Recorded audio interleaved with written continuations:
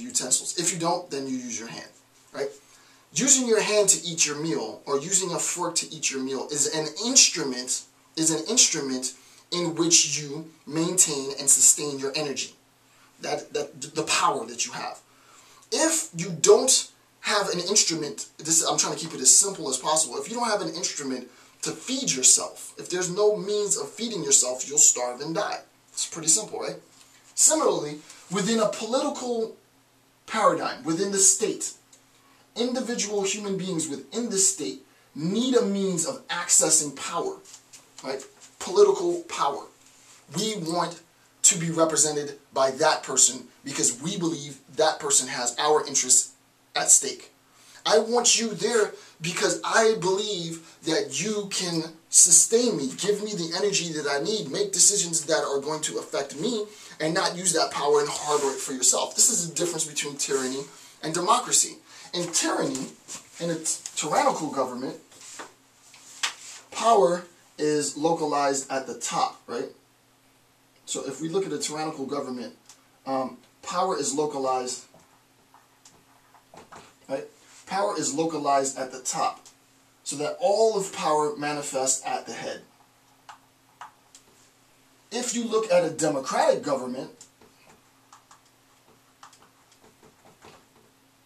right? If you look at the democratic government, power is dispersed throughout various strands of the government, various segments, right? So in a tyrannical government, it's just this one focal little tiny point where all of power rests. In a democratic government, power is dispersed from the top down and then from the bottom up. What ends up happening is individuals recognize that, hey, I don't have, in this form of government, I don't have access. There is no instrument for me to get any of that power. There's no instrument in which I can have power so that I can take care of my family, so that I can take care of my livelihood, so that I can better myself, get an education, so that I can contribute to the global discourse of information, right? If all of that power is localized at the top, and we recognize that that information is an instrument of power, then these individuals don't have access to any power, right? And that's why they start revolting.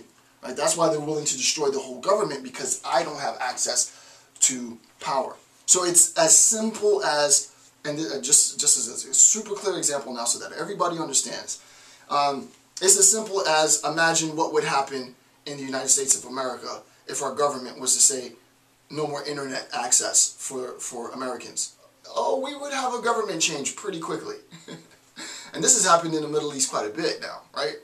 Yeah, government's belief that they can limit or completely ban their citizens' access to the internet eventually is going to be very, very problematic, because it's not so much about going on Google and going on Amazon and buying in capitalism, blah, blah, blah, blah, blah, blah, blah. No, you are limiting my access to information. Perfect example, what I'm doing right now is pushing information. I push information like it's nobody's business. That's what I do. Right? I'm the origin of pushing information. People, very, very small number of people, want access to the information that I'm pushing. Right? Imagine if there was no means to get access to whatever information it was that you had, because all of that information was localized at the top. That would be problematic, right? So with respect to why is the third and final point is, why is a democratic world beneficial, right, to someone who doesn't live in a democratic world? In a democratic world, you have access, right? You have access to power. You have access to information. You have access to having your voice being heard, right? It's access that allows individuals within a democratic world to be able to contribute to the global discourse, to the global sharing of information. That's what it is. And it's severely, severely unfair to willfully ban individuals from participating in that global information exchange. And it is guaranteed going to be the case that there's going to be civil unrest and upheaval once the population recognizes that it's not just power, but you are denying me access to information, right? Because information is power. Education is power. End of discussion. So, with respect to the process of creating a more democratic world, we want to arrive at this democratic world.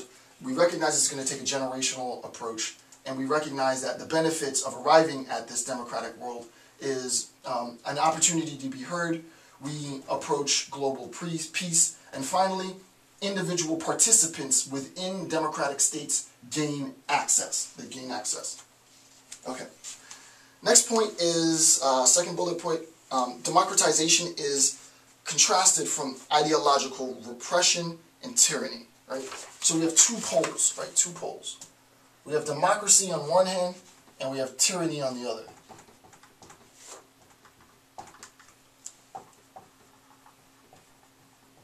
Right? So we have democracy on one hand, and we have tyranny on the other. And for those of you poli-sci buffs, I would probably say direct democracy on the most extreme hand, right? Where it is literally, every vote literally counts, right? Not representational or something. And then all the various, political stances that you can have between democracy and tyranny. But you can see it's polemic, right? What I'm going to do in a discourse of the overall ideological strategy is recognizing, since we're not shooting bullets in this battle, since we are talking about ideological supremacy, there is a sense in which, a very important sense in which, a lot of this discourse, whether you like it or not, tyrants don't have to believe it, democratic governments don't have to believe it. A lot of this discourse is going to be governed, the majority of this discourse is going to be governed in tenets of logic, because now we're talking about something ideological, and that has to be, it is fundamentally constructed by the coherence and consistency of the argument. What we recognize is the two poles are going to formulate different ideologies, competing ideologies. It's not just that the political regimes differ, or that the political regimes are in competition. Their ideological stance is different, right? So that democratic ideology is in competition with tyrannical. And obviously, in fairness to the argument, individuals who are classified as tyrants probably wouldn't classify themselves as tyrants, right? So if it's the United States versus some terrorist group, the terrorist group is going to say, no, we're not. They might not say we're democratic, but they're going to say they're the tyrants. America is the tyrants, right? So it's always sort of the good guys versus the tyrants, or the good guys versus the tyrants. Everyone's going to have their subjective view as to who the tyrant is. What we recognize is if they cast us as the tyrants, or if we cast them, and we, us, doesn't really matter, them doesn't matter, you pick your side, we cast them as a tyrant, being labeled the tyrant and defending yourself against the tyrant maintains a certain logic. And what I'll do is I'll slowly introduce that discourse in the series in the next two hours or so, because it takes quite a bit to fully understand the significance. Okay, next, to have a sense of what it is that we're doing, champion. This is a quote, and the quote comes from '82 from the White House archives as well. Championing freedom advances our interests, right? Championing freedom advances our interests because the survival of liberty at home, maintaining liberty at home within the United States, increasingly depends on, it is itself contingent on, the success of liberty abroad. So, maintaining liberty at home requires liberty abroad.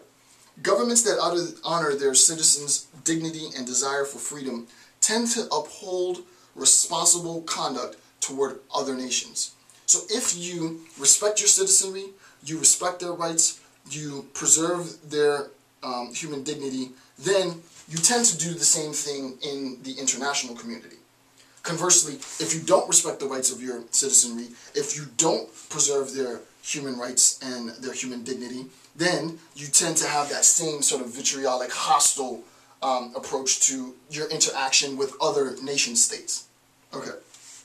While governments that brutalize their people also threaten the peace and stability of other nations, and as a matter of fact, as I said before, my wife and I just, it hasn't been out yet, but I submitted the final stuff and it's all been approved. The second book is going to be on that, and this pertains to andragogy, which is the education of adults in the 21st century I discuss in